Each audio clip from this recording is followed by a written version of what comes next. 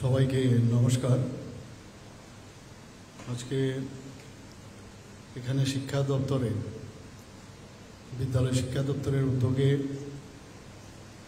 যে এক পেন মা কে নাম 2.0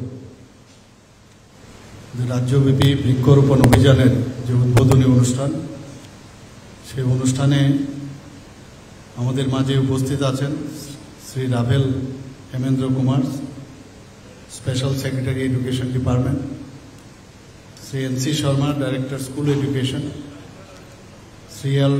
Shrimati L Alam, director SCERT, শিক্ষা দপ্তরের যারা আধিকারিকরা এখানে উপস্থিত আছেন এবং যারা শিক্ষক শিক্ষিকারা উপস্থিত এবং ছাত্রছাত্রী এবং সাংবাদিক বন্ধুরা, সবাইকে আজকের এই সুন্দর একটা প্রোগ্রাম যার নাম এক পের মা কে নাম 2.0 উপস্থিত থাকার জন্য হার্দিক অভিনন্দন, শুভেচ্ছা। আমরা আজকের এই স্টেট ওয়াইজ যে অভিযান, সেটা এমন একটা স্কুলে আমরা করতে যাচ্ছি যেখানে আগামী দিনের যারা মা বোন এবং যারা পথপ্রদর্শক এবং পরিবেশ সচেতনতা হিসাবে নারী শক্তি হিসাবে নিজেদের গড়ে তুলেছে এবং আগামী দিন করবে, এবং মাননীয় প্রধানমন্ত্রী শ্রী নরেন্দ্র মোদীজি যে এই ধরনের যে হৃদয়স্পর্শী এবং একটা প্রতীকী উদ্যোগ এবং ওনার একটা ড্রিম এফোর্ট সুরক্ষার ক্ষেত্রে ও মাতৃভক্তিকে এক সূত্রে যে গাঁথার যে অভিযান,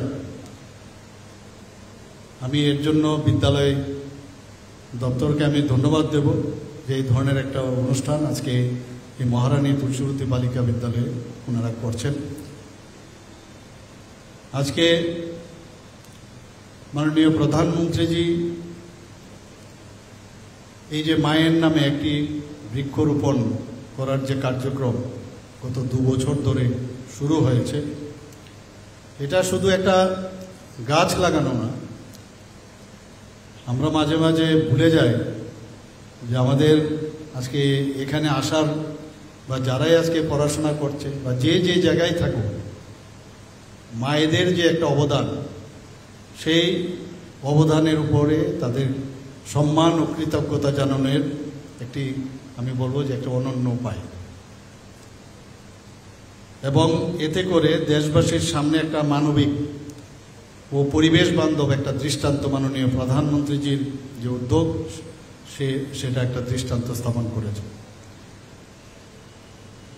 মা এটা একটা সম্পর্ক নয়, একটা রিলেশন না, এটা একটা অনুভব, ফিলিংস এবং নিঃস্বার্থ ভালোবাসা এবং তার যে অদম্য, আমি বলবো আত্মত্যাগ। মা আমাদের যেভাবে রক্ষা করেন, আমাদের পালন করেন, লালন পালন করেন, গাছও কিন্তু পরিবেশকে সেইভাবে রক্ষা করে এবং বিশেষ করে আমাদের অক্সিজেন যোগায়, ছায়া দেয় এবং প্রাকৃতিক যে ভারসাম্য, ইকোলজিক্যাল যে ব্যালেন্স, সেটাকে মেনটেন করে। 2023 সালে এক পের মা কে নাম কর্মসূচির প্রথম, আমার পূর্ববর্তী বক্তা বলেছেন, এখানে প্রথম অধ্যায় শুরু হয়েছিল। এতে করে ত্রিপুরাতে 1,42,600 উপরে চারা গাছ রোপণ করা হয়েছিল এবং 1,16,500 জন ছাত্রছাত্রী তাতে পার্টিসিপেট করেছিল। শুধু স্টুডেন্টরা না, মায়েরাও কিন্তু এই কর্মসূচিতে যোগদান করেছিল।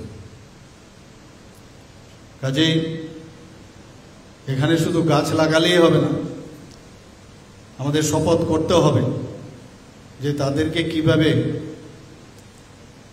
বড় করতে হবে, তাদেরকে রক্ষা করতে হবে এবং আমাদের পরিবেশ, সমাজ ও মানসিক যে সুস্থতা, তার সাথে একটা গভীর যে সংযোগ, একটা ব্রিজিং যে ব্যাপার, সেটা আমাদের করতে হবে। আমাদের এবার শিক্ষা মন্ত্রক কেন্দ্রীয় সরকারের আমাদের জন্য একটা টার্গেট দিয়েছে চারা গাছ রোপণের, প্রায় 3.5 লক্ষের কাছাকাছি। এখানে একটা এবার প্রথম আমি এটা শুনলাম যে 1 স্টুডেন্ট 1 ট্রি, এই স্লোগানকে সামনে রেখে এখানে যারা স্টুডেন্টরা আছে আমি বলবো যে এটা শুধু বলা না, শুধু বলার জন্য স্লোগান নয়, এটা প্রকৃত অর্থেই আমরা সবাই যেন করি। এবং এতে করে শুধু আজকের দিন আমরা করলাম সেটা না, আমার কাছে যা এটা প্রায় 30 জুন পর্যন্ত এই কর্মসূচি এখানে চলবে। 8টি জেলায় আজকে এই কর্মসূচি একযোগে এখানে শুরু হয়েছে সমস্ত জেলায়। প্রায় 3652টি স্কুল আজকে একযোগে এই বৃক্ষরোপণ কর্মসূচিতে যোগদান করছে এবং এতে করে প্রায় 2,92,400-র উপরে ছাত্রছাত্রীরা অংশগ্রহণ করছে এবং 90,044 জন মারাও আজকে এই কর্মসূচিতে অংশগ্রহণ করছে। 1,56,200-র উপরে আজকের এই চারা গাছ এখানে ত্রিপুরাতে রচিত সেখানে রোপিত হবে। এবং আজকে আমি বলতে দ্বিধা নেই, মাননীয় প্রধানমন্ত্রীজি এই যে একটা চিন্তাভাবনা উনি নিয়েছেন এবং আমি মনে করি এটা সাইন্টিফিক্যালি এটা একটা প্ল্যাটফর্ম এবং আগামী দিন তার উপলব্ধি আমাদের বুঝতে হবে। আমাদের প্রকৃতিকে আমাদের ভালোবাসতে হবে। আমরা কিন্তু প্রকৃতিকে আমরা ভুলে যাই।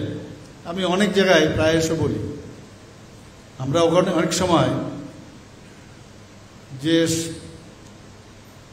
আমাদের লাংস বা ফুসফুসের কথা অনেক সময় ভুলে যেতাম। ফুসফুস যে আমাদের বাঁচিয়ে রাখে আমরা ভুলে যাই, কিন্তু বিপদের সময় আমাদের বুঝিয়ে দেয় যে ফুসফুসের কি প্রয়োজন। যখন করোনা আক্রান্ত হলাম তখন আমরা বুঝতে পারলাম যে লাংসের কি অবস্থা। কাজেই এখানে গাছের যে প্রয়োজন, যখন একটা সমস্যা হয় তখন আমরা বুঝতে পারি। আমরা একটা নতুন যুগ এখানে আমরা মাননীয় প্রধানমন্ত্রী যে মার্গদর্শন করেছেন সেটা আমরা শুরু করতে পারছি এবং এতে করে মায়ের মতো আমরা একটা গাছকে আমরা শ্রদ্ধা করা এবং তাকে ভালোবাসা আমাদের দেওয়া উচিত। আমরা বন ও প্রকৃতি এখানে যারা স্টুডেন্টরা আছে নিশ্চয়ই আমরা এসে বা রচনা এইসব ইত্যাদি আমরা লিখি, কিন্তু এখনো দেখা যায় বহু জায়গায় ডিফরেস্টেশনের জন্য অনেক বনদস্যুরা আছে। ভালো লোক যেমন আছে আবার বনদস্যুরাও আছে। বহু জায়গায় খবর আসে যে গাছ কেটে দিচ্ছে। তো এর জন্য আমাদের ফরেস্ট ডিপার্টমেন্ট এবং আমাদের ত্রিপুরা সরকার হোম ডিপার্টমেন্ট থেকে আমরা ব্যবস্থা নিচ্ছি এবং এতে করে আমাদের প্রকৃতি, বন, জীবন ও সভ্যতা একে আরেকটার সাথে কিন্তু সম্পর্ক। গাছ ও বনের প্রয়োজনীয়তা এটা কিন্তু একটা চিরন্তন সত্য। আমরা মাঝে মাঝে এটা ভুলে যাই। বন মহোৎসব আমরা জুলাই মাসে আমরা পালন করি, আগে লাগানো হতো, কিন্তু এইরকম এক পেড় মা কে নাম এই ধরনের একমাত্র এই যে থট প্রসেস একমাত্র মাননীয় প্রধানমন্ত্রীজির মস্তিষ্ক থেকে আসতে পারে। আমরা বন মহোৎসব আমরাও করতাম ছোটবেলার থেকে, ভাবলাম একবার করে নিলাম, কিন্তু তার যে ইম্পর্টেন্স উনি আমাদের বুঝিয়ে দিয়েছেন।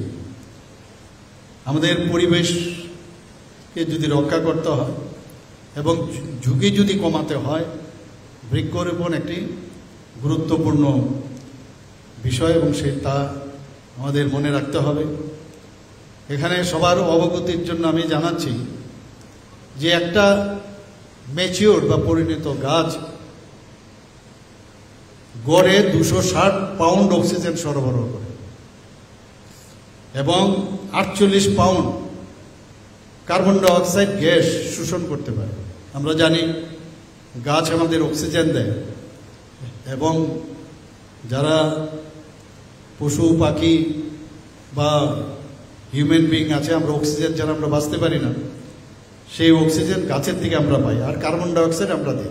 সিম্বায়োসিস, একে অপরের ছাড়া যে আমরা বাঁচতে পারবো না সেটা কিন্তু প্রকৃতি আমাদের শিখিয়েছে। আমাদের গাছ আমাদের অক্সিজেন দেয় আর আমরা কার্বন ডাইঅক্সাইড দিই। আমাদের এই নিয়ে বিশদভাবে সারা পৃথিবীর মধ্যে আলোচনা হচ্ছে কিভাবে কার্বন ডাইঅক্সাইড এই যে বায়ুমণ্ডলে তার পরিমাণ হ্রাস করা যায়। যতক্ষণ গাছ থাকবে ততক্ষণ কিন্তু আমাদের জীবন থাকবে। অক্সিজেন যদি থাকে তাহলে আমরা বাঁচব, স্বাস্থ্য বাঁচবে, আনন্দ বিনোদন ইত্যাদি থাকবে, এবং তার সাথে আমাদের সভ্যতাও কিন্তু বেঁচে থাকবে।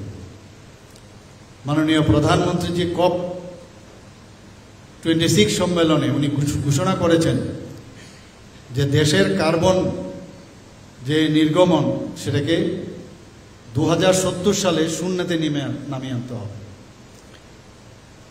এবং ভারতকে কার্বন নিউট্রাল কান্ট্রি হিসাবে ঘোষণা করবে। কাজে সেটা তবেই সম্ভব হবে যদি আমরা সবাই মিলে এই কাজটা করি। এটা গণ আন্দোলন হওয়া উচিত, বৃক্ষরোপণ, এবং গাছ লাগাবার সময় চিন্তা করতে হবে যা আমি গাছটা যে লাগাচ্ছি ভবিষ্যতে তার স্থানটা যেন ঠিক জায়গায় থাকে। আজকে গাছ লাগালাম, কালকে দেখা গেল গাছটা কাটতে হচ্ছে, সেটা বাড়িতেই হোক, স্কুলেই হোক, বা বাড়িঘরের আশেপাশেই হোক। চিন্তা করতে হবে যে আমি গাছটা যে লাগাচ্ছি ভবিষ্যতে যেন এটা কাটতে না হয়। ঠিক আছে, এখন অনেক সময় আমাদের এখন উন্নতির সাথে সাথে আমাদের রাস্তাঘাট বড় করতে হচ্ছে, যেহেতু এই ধরনের চিন্তা ভাবনা আগে ছিল না, বা যে হারের মানুষ এবং সভ্যতা এগিয়ে যাচ্ছে প্রয়োজনের কারণে সেটা কিন্তু কাটতে হয়। তো আমাদেরও যতটুকু আমাদের চিন্তা ভাবনায় এবং যারা বড়রা আছেন তাদের যে অভিজ্ঞতার নিরিখে আমাদের গাছটাও ঠিক ওইভাবে লাগাতে হবে, এবং ঠিকভাবে গাছটা যেন প্রতিপালন করা হয়, এবং তাতে এই গাছ লাগাতে গিয়ে যেন আবার কোনো সমস্যা না হয় সেটাও কিন্তু মাথায় রাখতে হবে। গাছ আমাদের বন সম্পদ, শুধু এখানে অক্সিজেন দেওয়া না, আমাদের ফরেস্ট ডিপার্টমেন্ট থেকে বা গাছ লাগানোর পরে আপনারা সবাই জানেন যে আজকে সেটা মানে আগর গাছেই হোক, রাবার গাছেই হোক, আমাদের বিভিন্ন যেসব গাছের আন্ডারে যেসব প্রোডাকশন আমাদের তৈরি হয় সেটা আমাদের একটা নিরাপত্তাই দেয় না, আর্থসামাজিক উন্নয়নের জন্য একটা বিশেষ জায়গায় আছে। এখানে একটু আগে আমার পূর্ববর্তী বক্তা বলেছেন, আমরাও দেখেছি যখন আশ্বিন মাসে আমরা যখন আসি তখন শিউলি ফুলের যে গন্ধ সেটা যখন আমরা নাকে আসতো কত ভালো লাগতো। তো একদিকে পরিবেশ সেভাবে গন্ধেতে কিন্তু পরিবেশও রক্ষা হয়, এবং মনে হয় এই পরিবেশে থাকার জন্য, এবং বিশেষ করে যারা জীবজন্তু আছে বন যদি থাকে তাদের থাকার জন্য আমরা সুরক্ষিত রাখতে পারি। তারাও বাঁচতে হবে, কারণ তারা যদি না বাঁচে, যে ইকোলজিক্যাল ব্যালেন্স সেটা ভেরি ইম্পর্টেন্ট। এখানে রাজ্যে বনভূমির পরিমাণ এখন পর্যন্ত ৭,৭২২ বর্গ কিলোমিটার, এবং আমাদের যে ভৌগোলিক আয়তনের 73.34%, এটা আমাদের রক্ষা করতে হবে। Government of India forest department থেকে আমি ইচ্ছে করলে যে ফরেস্ট ডিপার্টমেন্টের যে কোনো কাজ আমি করে নিতে পারবো সেই সুবিধা নেই, এর জন্য ওনারাও রক্ষা করছেন, আমরাও কিন্তু, এবং দুটোরই ইম্পর্টেন্স আছে। আমরা রাজ্যের বন বিভাগ 2022 সাল থেকে এই বৃক্ষরোপণ যে অভিযান ওনারা শুরু করেছেন। 2022 সালের 8ই জুন 5 মিনিটে ফরেস্ট ডিপার্টমেন্টের উদ্যোগে 1,02,230টি চারা গাছ রোপণ করেছিল। 2023 সালের 16ই জুন মানে 5 মিনিটে, মাত্র 11টা থেকে 11:05 মিনিটে 2,07,800-র উপরে চারা গাছ রোপণ করেছিল। আর গত 5ই জুলাই 2024 সেখানে বৃক্ষরোপণ হয়েছিল। 5 মিনিটে 5 লক্ষ গাছের চারা রোপণ করা হয়েছিল। এবং এই বিষয়টা যখন আমি দিল্লিতে এই বিষয়ে আমার রিপোর্ট আমি বলছিলাম, সবাই খুব প্রশংসা করছিল যে এত মানে আমাদের ত্রিপুরার মানুষ কিন্তু অনেক বেশি সিরিয়াস এবং সিনসিয়ার, অনেস্টির সাথে কাজ করি এবং সব প্যারামিটারে কিন্তু এখন ত্রিপুরা ভারতবর্ষের মানচিত্রে এখন একটা উজ্জ্বল স্থানে এখন চলে এসেছে। তো আমরা চাই যে আজকের যে অনুষ্ঠান সেটা আজকের শুরু হচ্ছে।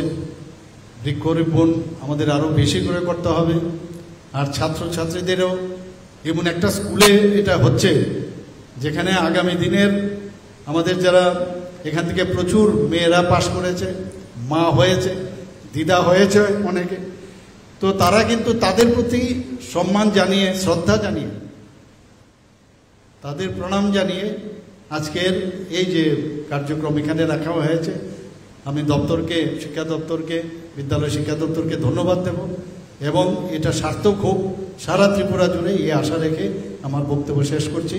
নমস্কার, জয় হিন্দ, ভারত মাতা কি।